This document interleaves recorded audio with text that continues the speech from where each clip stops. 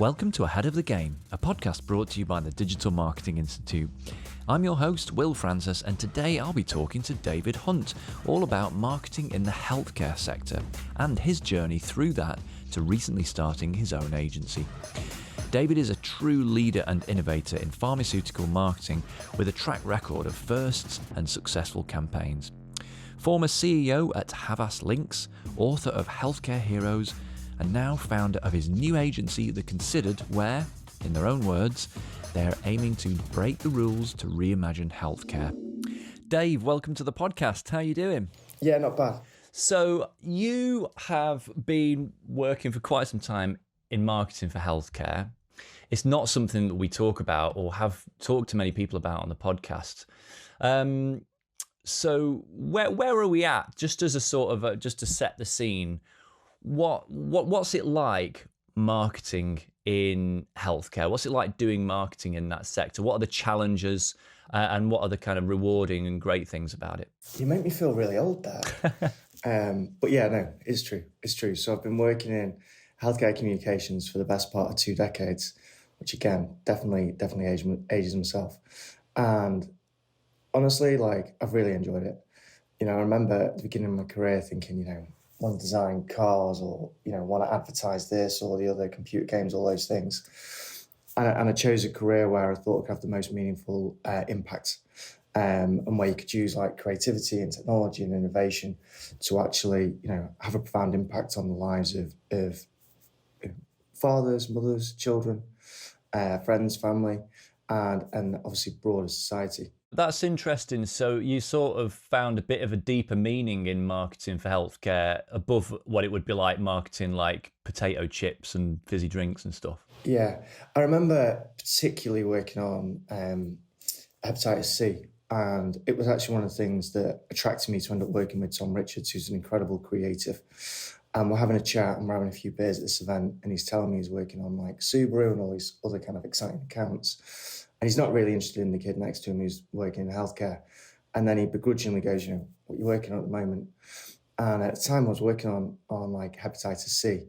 And basically the cure rates had almost doubled. And the side effects had gone from being absolutely horrific for a year to really kind of minimal. And suddenly you could see this future of making hep C history. The only problem is you need to know about it. Do you know what I mean? You've created these incredible treatments. Science has done this fantastic job. But if the world doesn't know about it, then hep C is still going to run rife. And I was saying to him, this is why I work in healthcare, because we've got the opportunity to really unlock the incredible potential of these scientific discoveries. So yeah, that's definitely what I think of in terms of a deeper meaning. What was his response? He had a load more beers. And then about 4 hours later, I got that message that said, can we have another conversation? And then, 4 months later, he was talking to me about, what car he'd like. And then he came to start working for us. And the rest is history because, he was amazing and a phenomenal partner. But yeah, all kind of came from that first conversation between Subaru and trying to make hep C history. Okay, so it's clearly very rewarding. What are the main challenges working in healthcare marketing? So without question, obviously, it's the kind of legislation, it's the regulations, and it's the compliance. And again, I kind of liken it to, I remember being at uni and someone going, one of those mad lecturers going, you've got to design something, it's got to be the size of a postage stamp. You're like, really? It's really small, really hard, never can do this. And then someone, cracks it with an amazing idea. Healthcare is exactly the same. Everything's possible. You've just got to try harder, be smarter, and be more creative. So you've definitely got to go, yeah, there's challenges and there's compliance and there's regulations, but you know what? I'm going to bring my A game and I'm going to overcome them because I want to have this impact. Yeah, so like you say, those boundaries, those limitations are actually what gives you something to kind of brush against and push against and actually get a real perimeter with which to play. That is interesting. And is that to do with the kind of claims that you can make about medicines and things like that? Is it all that kind of stuff? Yeah, it would definitely be my biggest. So I've loved what I've done for 2 decades. It's also been challenging and really, really hard. And one of the reasons is because sometimes in pharma, and a lot in pharma, it's I love what that other vertical's doing here, but we can't because we're kind of pharma. So there's almost this like deep-rooted anxiety and paranoia. And I've worked as part of some incredible teams for that 2 decades and come up with some phenomenal ideas where you're going, yeah, this is absolutely going to change a lot of people's lives. And then you go into that meeting, you come up with these great ideas, and it could be in social or mobile, it could be in any of these things. And you go through and you describe this idea, and then someone goes, "Yeah, but I don't use YouTube. It's not a thing." And you're like, "Really?" Or I'm not sure everyone's got a smartphone. Can we have a piece of print? And that for me has been like the challenge. And we can talk about pockets of work where you've broken through that challenge and you've had this really powerful impact. But there are so many occasions where these incredible ideas have been diluted down to a piece of print because of anxiety in the industry. And that for me is this pivot point that the pandemic has brought about, where you can no longer hide behind that excuse because the whole world is more capable and more confident in using technology. And therefore, all those incredible ideas we've had before, suddenly we can actually realize them and have that really profound and significant impact. Yeah, I get that. So it's quite risk averse. Traditionally, it's quite risk averse, but because of the sheer acceleration of digital transformation over the last couple of years, yeah, do you think that a lot of people have just been pushed into digital, whether they liked it or not, basically? Yeah, so when we were launching the Considered, we basically, were sort of trying to establish a position, came up with the idea of breaking the rules others follow. And it was intentionally meant to be self-selecting, because there have been some great work over the past 5-10 years, but almost invariably they're with like that brilliant partner and that brilliant client, but they're very much the exception rather than the rule. Now we kind of find ourselves in a place where the broader industry is going, actually, we have to do more. We have to build on the positive work of the industry in the pandemic. We have to embrace the fact that the broader community is now confident in using technology. I'm really interested in how we do this. The challenge now is they don't necessarily know what that looks like. And that's where you need, brilliant partners who can guide them through that process. Indeed. And talking of which, your agency, The Considered. So as a further bit of background for listeners, so let's just take a minute to introduce what that is. Tell us about The Considered. So The Considered is, almost 42. It's the second agency. So the first was based in Manchester. Havas Lynx became the Cannes Healthcare Agency of the Year. Very, very lucky to work with some incredible people and some incredible leaders.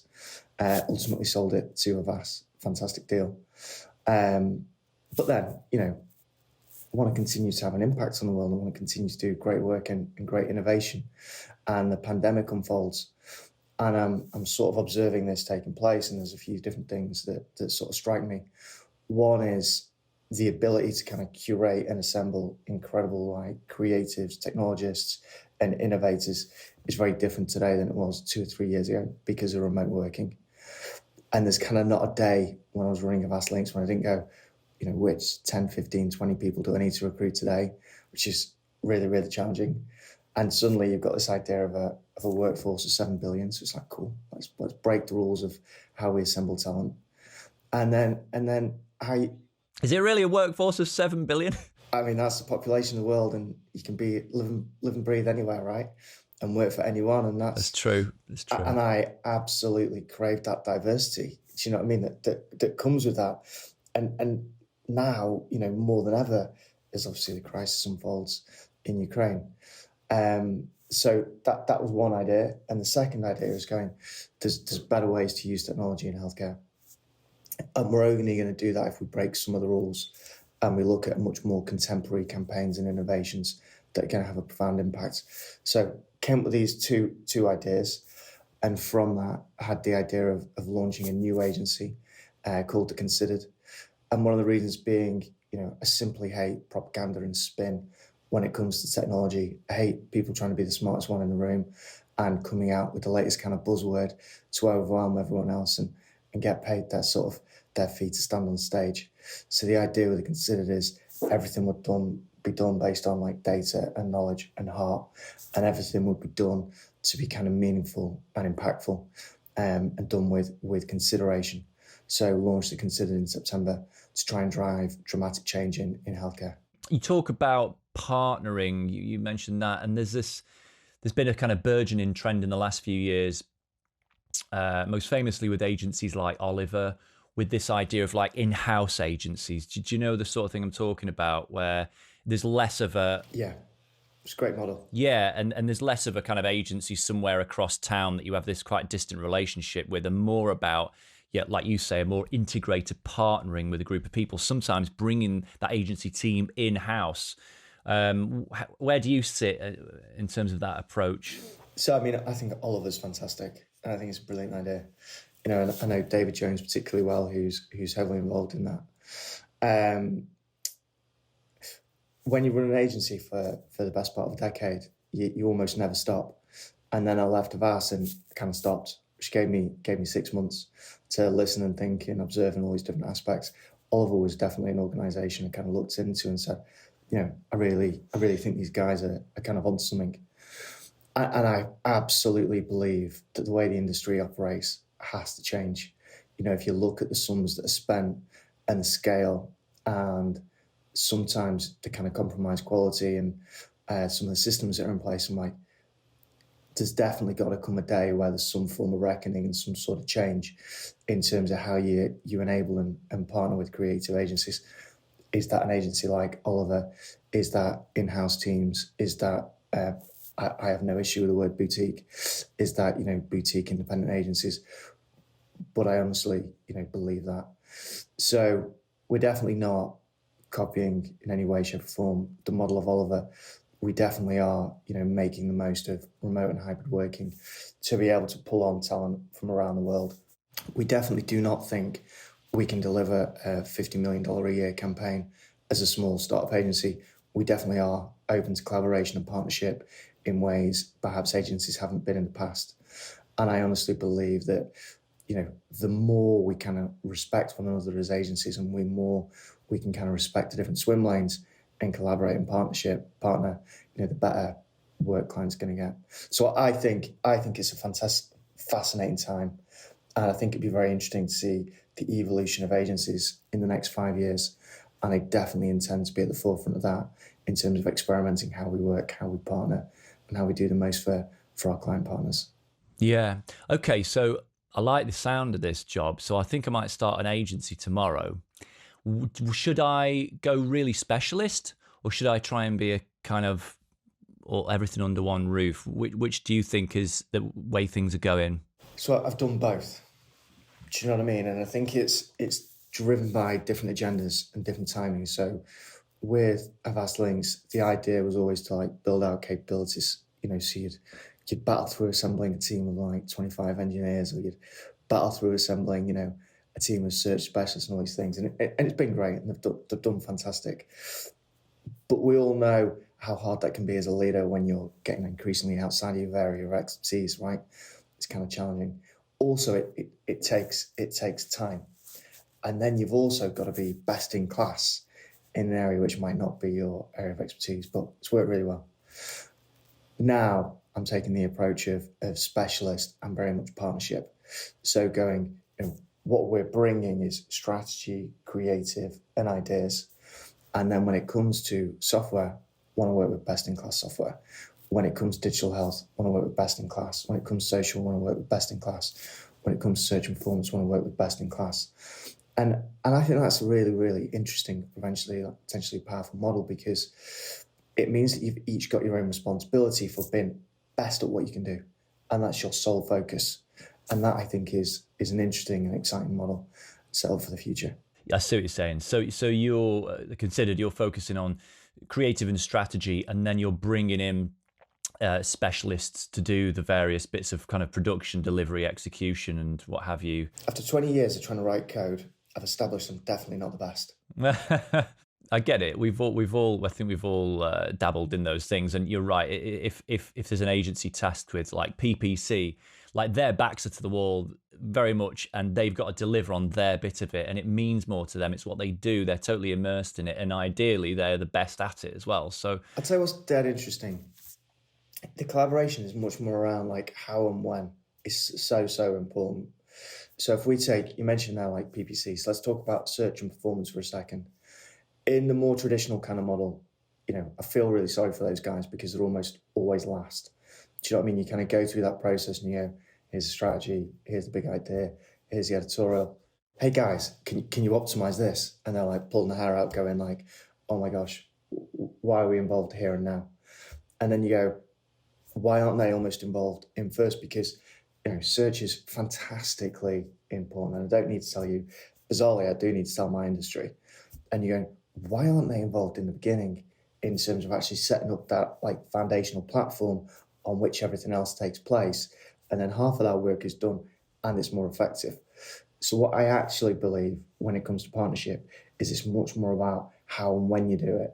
And that's one of the biggest issues I think the industry has always had in terms of bringing in the right people at the wrong time. Yes, I mean, and I think that's been an issue for a long time, but I saw that with the rise of social media 12, 13 years ago, PPC 20 years ago. You're right that these kind of specialisms are left till the end to just deploy when everything else has been sort of set in stone. And I think that's a good bit of advice to kind of consult these specialists early on so you can sort of set yourself up for success. But I wouldn't even go consult. I'd be stronger than that. Do you know what I mean? Like I'd be bringing in those experts right at the beginning, at the foundational stage, as like true partners with mutual respect. And I think the output would be much more impactful. Hello, a quick reminder from me that if you're enjoying our podcast series, why not become a member of the DMI so that you can enjoy loads more content, from webinars and case studies to toolkits and more real-life insights from the world of digital marketing. Head to digitalmarketinginstitute.com/ahead of the game to sign up for free. Now back to the podcast. You talked about the sort of slight resistance in general to digital, but is healthcare breaking through in terms of using social media? Like, are healthcare brands on TikTok? Is that happening now? And are there any particular brands that are great examples of that, do you think? So firstly, in terms of, let's take social as an example. There are like pockets of brilliance. What's really, really, really bizarre is those pockets of brilliance sort of remaining as pockets of brilliance and not going mainstream. So, myself and a few incredible people did the industry's first true social media campaign a few years ago, which was in psoriasis. It's called Psoriasis 360. And psoriasis is a terrible infliction, huge physical burden, very, very incredibly painful, like, all over your skin, really irritable, painful, like terrible physical condition, especially if it's like moderate to severe. But there's also like a real emotional and psychological baggage that comes with it that's often overlooked. So the idea with Psoriasis 360 was to try and galvanize the community and hear from the community. And it was massive because it was post-moderated, which for Johnson & Johnson was a huge step. Just explain what that is for our listeners. Creating the platform to allow people to have a conversation, free conversation, as opposed to almost being a gatekeeper for all those comments. So you make a comment, they review it and go, yeah, that's fine, we can post it, which is not good. To no, we're gonna support the community and we're gonna enable them to make comments, and then we'll review it afterwards if anything is inappropriate. Huge like illustration of partnership between Johnson & Johnson and the community, and a massive kind of step forward. It's funny because that doesn't sound like a big deal at all in like a lot of industries, but I do absolutely understand why that is a massive deal in healthcare because of this huge risk averseness and fear of a PR disaster. So yeah, I do understand that. But the impact it had on the patients was amazing. So what you would have, I think it got some like, 100,000 active users in a couple of months, which is a massive number when you consider, we're talking about people over psoriasis. And on there, you'd have people, talking about how arduous it was, how challenging it was. And it was really, really, really, really tough reading. And then obviously often someone would say, yeah, but, go and see a dermatologist. I've just been prescribed a new treatment. And they talk about all the kind of hope and they talk about the positive impacts. And because it was coming from within the community and because it was for the community, like community would really like listen to this. They'd go and, see the dermatologist and they're demanding you standard care. And this was absolutely like life-changing. These are people who, hadn't been on dates, hadn't been for job interviews, and gone on holiday, who were largely like staying at home and weren't taking the most from life. And suddenly there was this ray of light that was coming from this social media campaign going, there's better options and there's kind of hope out there. So like a small step, in some ways, absolutely life-changing step in other ways, and fantastic. Now, what's insanely frustrating is that then doesn't open the door to more. Do you know what I mean?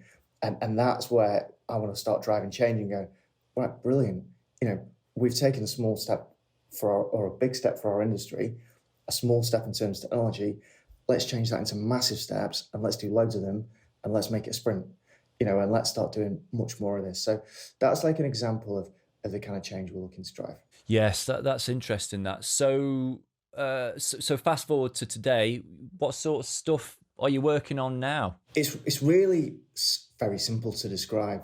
So if you can imagine you're progressing through the kind of healthcare system, and I hope you've never spent a huge amount of time in the kind of space, but if you are, there's certain things I'm sure you can appreciate, and it's incredibly confusing, right?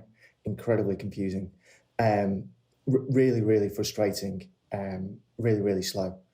You can get stuck all the time in different cycles. You might keep going back to see your GP, keep trying different treatments, might be ineffective. And it's just really arduous, really confusing, really slow. I was working on a treatment at the moment. A diagnosis takes 7 to 10 years. 7 to 10 years. So if you're living 60, 70, 80 years, that's almost 10% of your life not knowing what disease you've got. So you've got to imagine this really, really slow, arduous journey through healthcare. And more often than not, people like falling out of it because they lose hope and they give up and they get frustrated. So what we're doing now is using technology and using ideas to go, how can we make that process as seamless as possible? How can we make sure it requires the least toil and the least effort, and make sure it's as simple and as straightforward as we can? And that's what we're calling basically health control. Health control? Health control.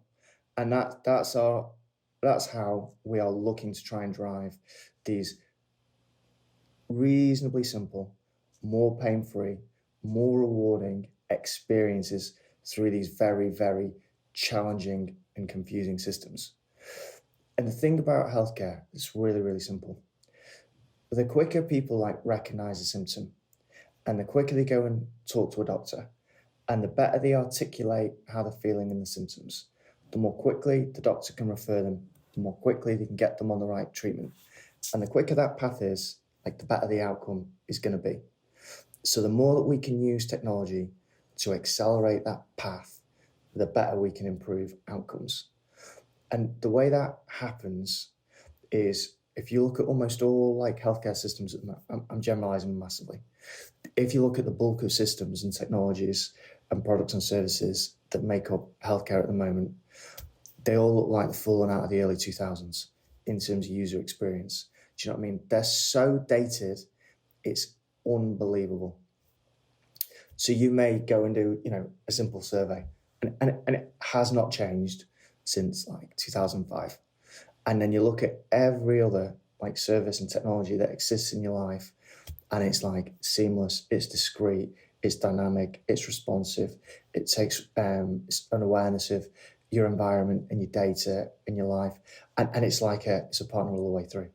And it's true that, isn't it? Because just to pause on that, I think what's an interesting point about that is that we all have to understand consumer expectations are always set by the things that are just present in their lives, by Uber, Facebook, Deliveroo, BBC iPlayer, Netflix, and that's what you're up against. And it's funny, there's loads of brands, not just in healthcare, there's loads of brands that still haven't quite got that memo, and they still think that they can live by quite low or deliver on quite low standards. So it's interesting hearing you talk about that. And that's where disposition of breaking the rules others follow stems from. And I couldn't be more comfortable if a client's not up for that, because they can work with someone else.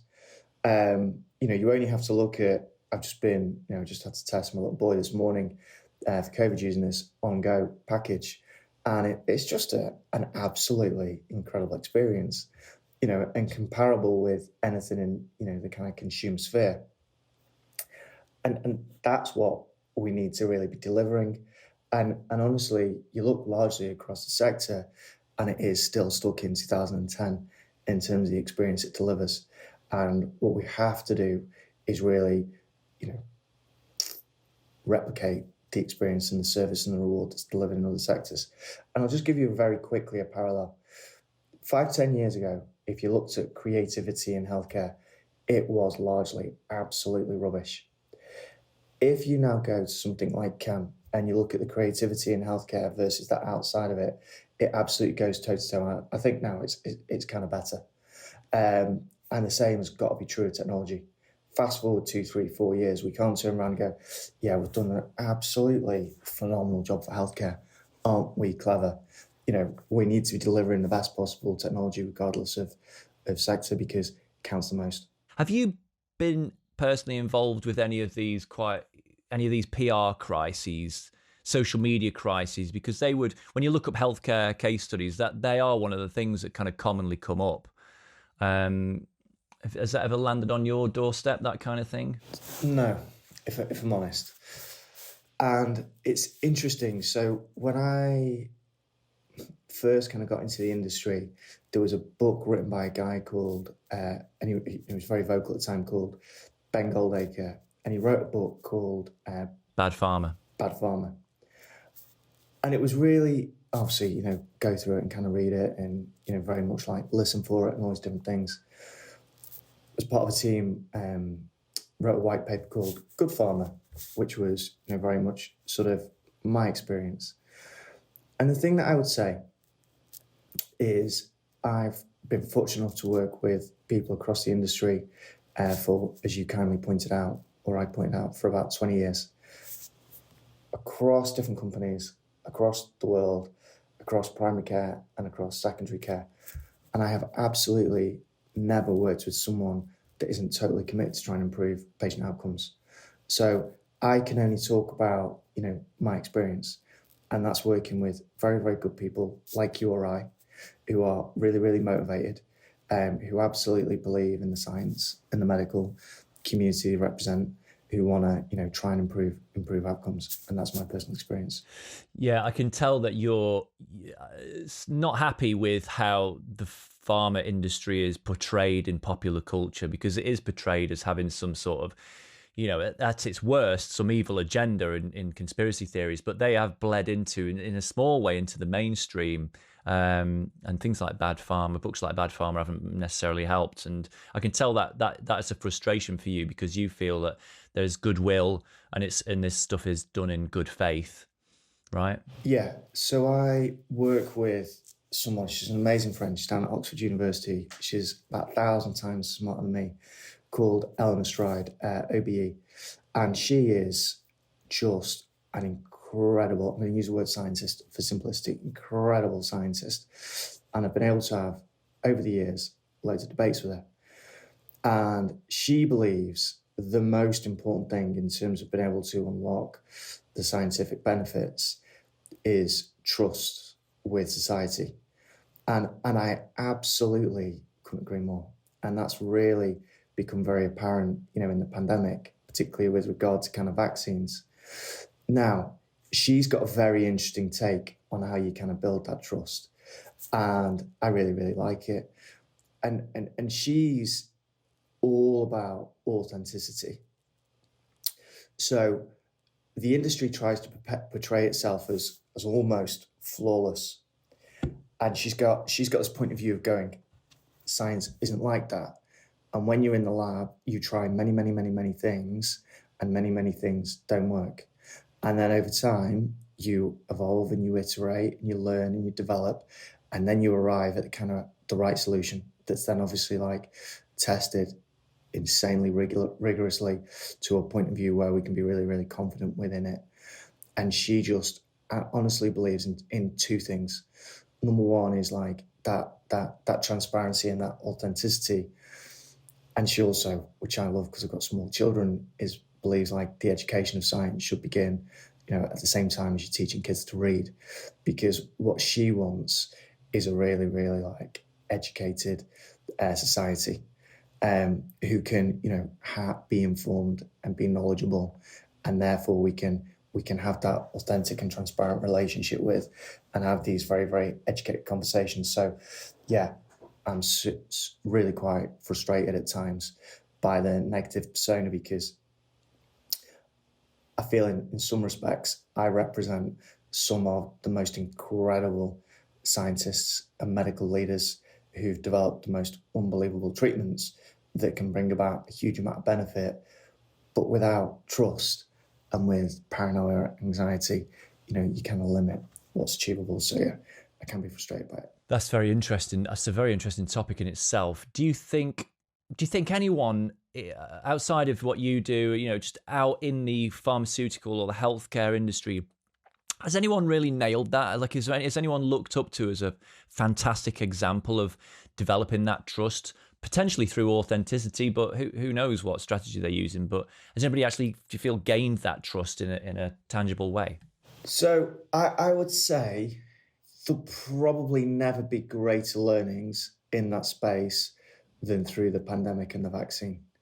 In terms of the challenges that society and industries had to face, and how we've then tried to overcome and build like that knowledge and that confidence. So I would hope that all the lessons that we're all more than aware of over the last 18 months. That's a big hope, Dave. Yeah, but from leadership, from misinformation, from the distribution of validated information, incredible learnings. And I would like to believe that the industry's probably in a better footing than it has been in the past.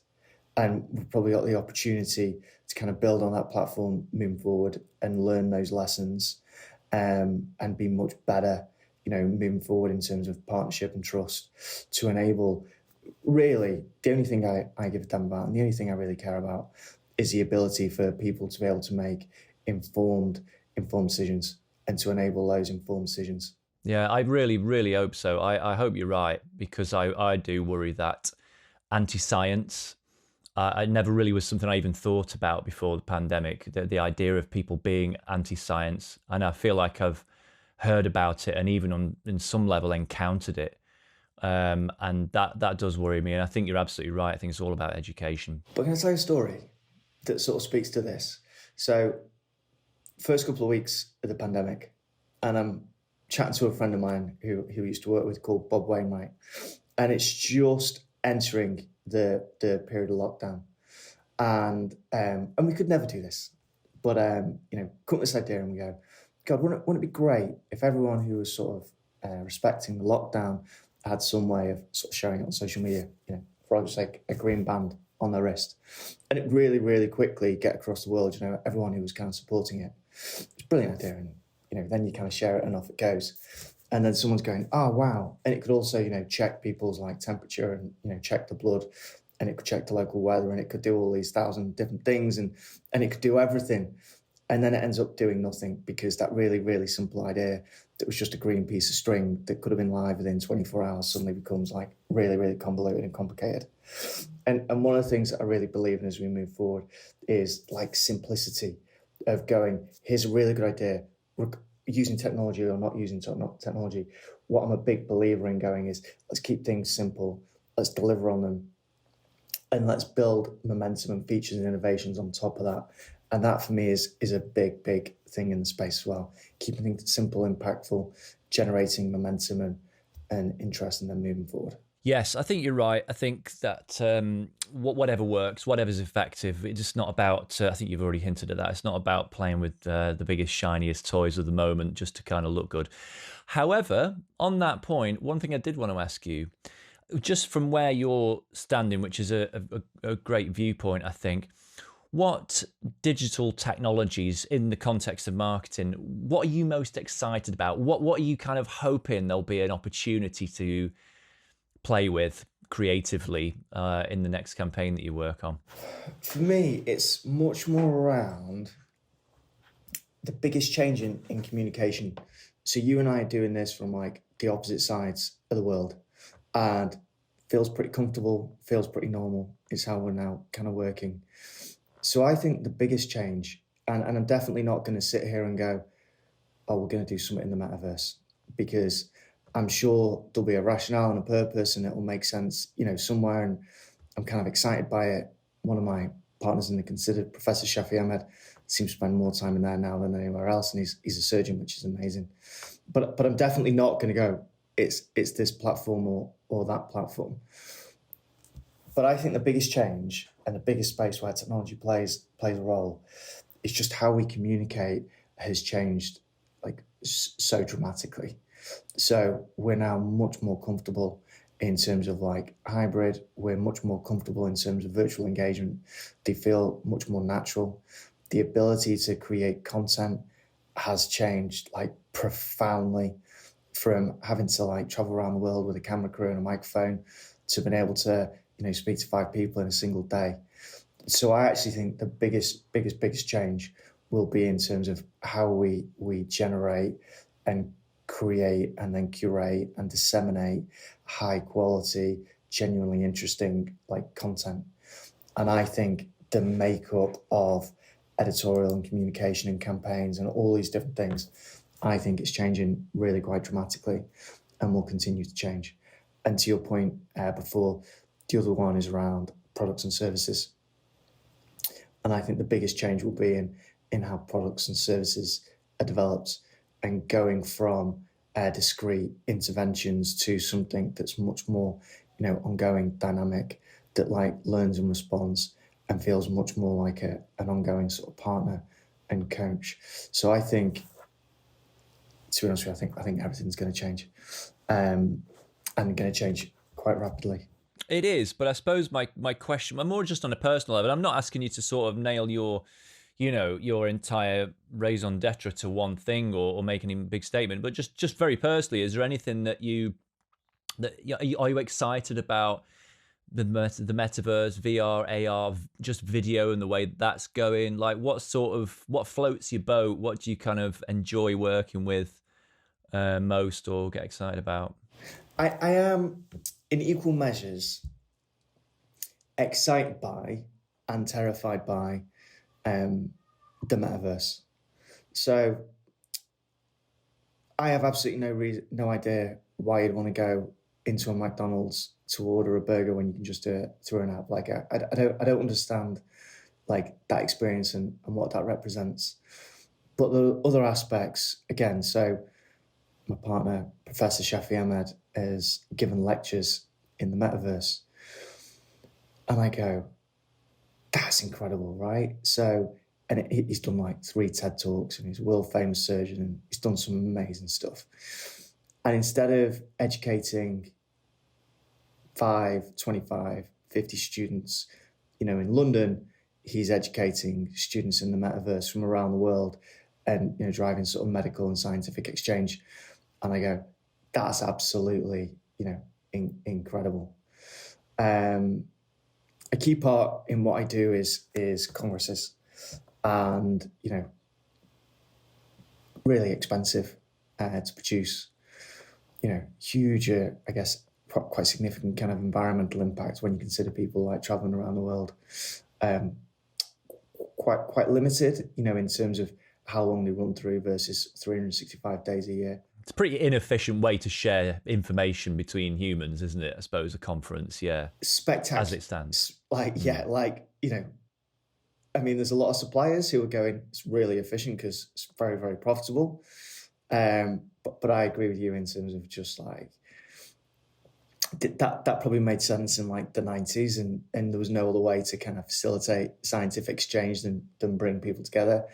Does it make sense 30 years later? God, I don't think so. And in that space, I think the metaverse is really interesting, but equally, man, like, terrified by it as well as, a parent with young children, and just... They play Roblox or Minecraft, your kids? Yeah, which I obviously try desperately. Because that's the metaverse. That's all it is. Yeah. I mean, we're in the metaverse now. It's not... I think that some sort of bad version of Second Life, it doesn't necessarily have to be what it is. And I think we're stepping into it in many ways without realizing. But like you say, it's when it starts to actually replace things like, for instance, a conference. And I think that's when it really starts to truly manifest in our culture, in society. And that is happening, and it is interesting for sure. It's when it starts to feel like Ready Player One that I start to get nervous. You know what I mean? And I'm trying to go to my little boy going, come on, let's go play football. And he's like, I am playing football, and he's not on his DS.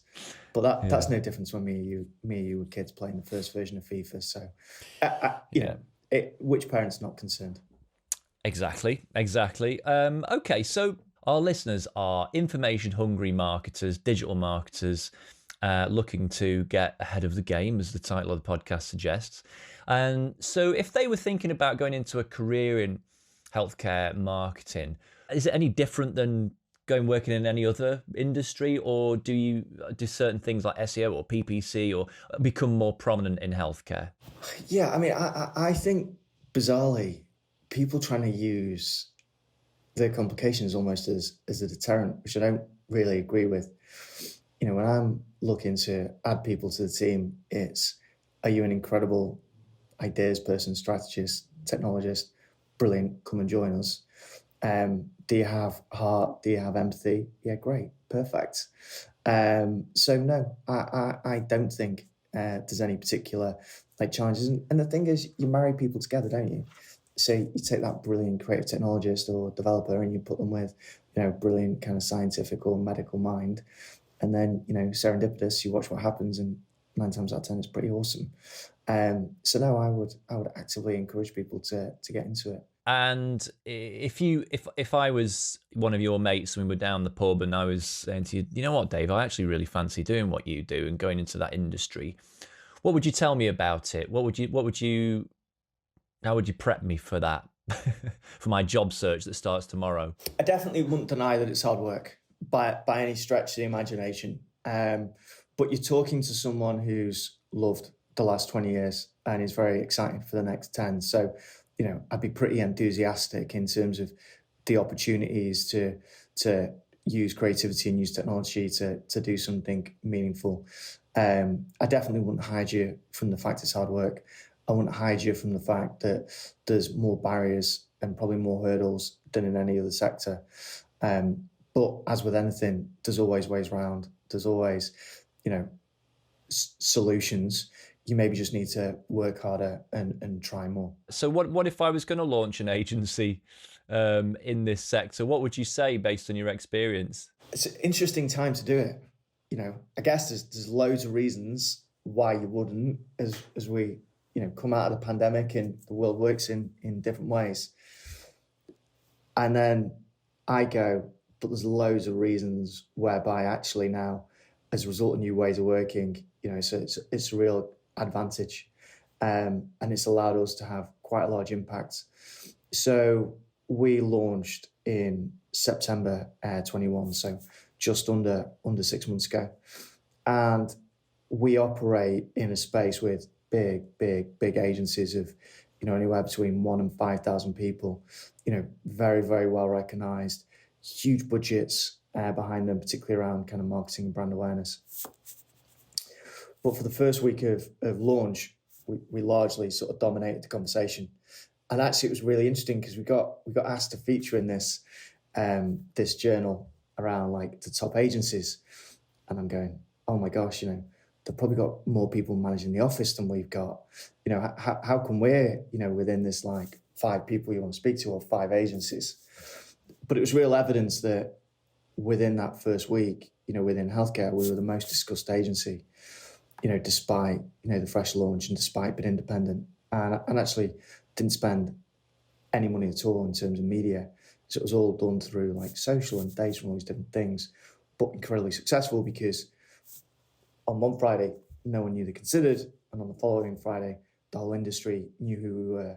And what captivated them about the idea of that? Well, I think there was a few things. So the idea captivated them. It's the idea of breaking the rules, others follow. So if you look at the positioning of pretty much every agency in healthcare, and you'll not find anyone more committed to improving outcomes than me. But if you look at the positioning, very, very, very, very similar, in terms of very kind of patient-centric, very much about impact and science, really, really interchangeable and similar. And then someone comes out and goes, we're going to break the rules, others follow. Really, really bold, very, very different. So I think that really kind of captured people's interest.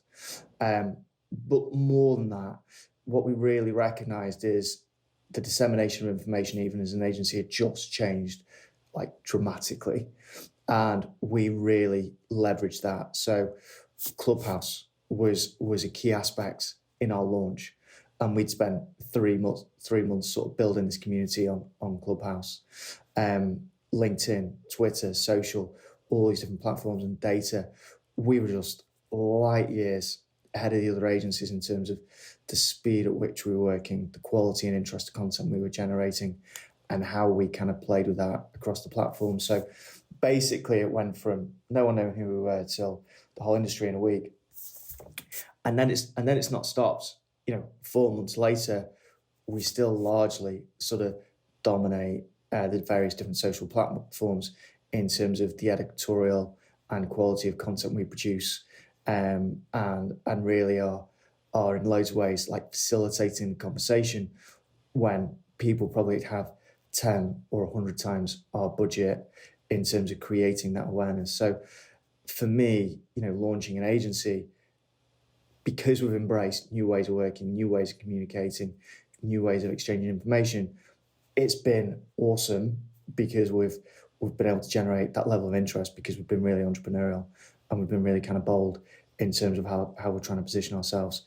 So I would be going to anyone who's thinking about doing it, today's a better day than any day.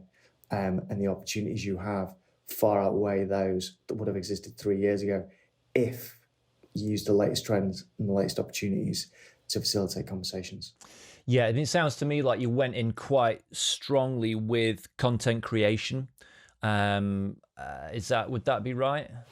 Yeah, I'll give you an example. I do a series like Rule Breaks of Healthcare, and oh my gosh, I've spoken to someone called Nigel Osborne, MBE, this incredible like music composer who's using audio stimulation to treat children with epilepsy, whilst also working in Syrian refugee camps. Incredible guy. Aurora Archer, driving diversity across the world. Incredible advocate for the BIPOC community. I've interviewed some amazing people in these like rule breakers of healthcare interview series. Before the pandemic, that would have cost me $250,000, and I would have had to spend 6 months flying around the world with an interview team and with a camera and with a microphone. And now it took me, less than a week, use platforms like Fiverr, produce this incredible content and got it out there, and it cost me less than $1,000. And that is the mentality I think that we should be exhibiting, that we can do for ourselves and for our clients, that the bigger and more established agencies just can't think and work like that. Yes, use your nimbleness, your agility, your small size as a real advantage. Yeah, and autonomy. And autonomy. I think autonomy is a massive word in what you just said as well. In what way? Not having to drive everything through committee. So having that sense of belief in yourself and that the team around you, encouraging that initiative and that autonomy, and believing in people and their intelligence to kind of make decisions versus the endless kind of meetings and committees and bureaucracy around every little move you take. Dave, thanks so much. I feel like I've learned so much about an industry. I feel like our listeners have learned a lot about what it might be like working in that industry. And it's been a very interesting little journey through, and hearing about you starting the agency as well. So one last question for you. Tell me where our listeners can find you and connect with you online. Yeah, absolutely easy. LinkedIn is the main platform I use, supported by Twitter and various other ones. But if you go to LinkedIn, David Hunt, They're Considered, and then we have all the rule breaker interviews, all the health control theory, and all the other kind of thought leadership and ideas about how to change healthcare and how to launch an agency. That's fantastic. We'll make sure we go and do that. Well, Dave, thank you so much for your time. I really appreciate it, and hope to chat to you again soon. Cheers. Yeah, ideally next time later in the day. not 6 in the morning my time. Yeah, we can definitely do that. Yeah. Thanks a lot, Dave. See ya. If you enjoyed this episode, subscribe wherever you get your podcasts. And for more information about transforming your marketing career through certified online training, head to digitalmarketinginstitute.com. Thanks for listening.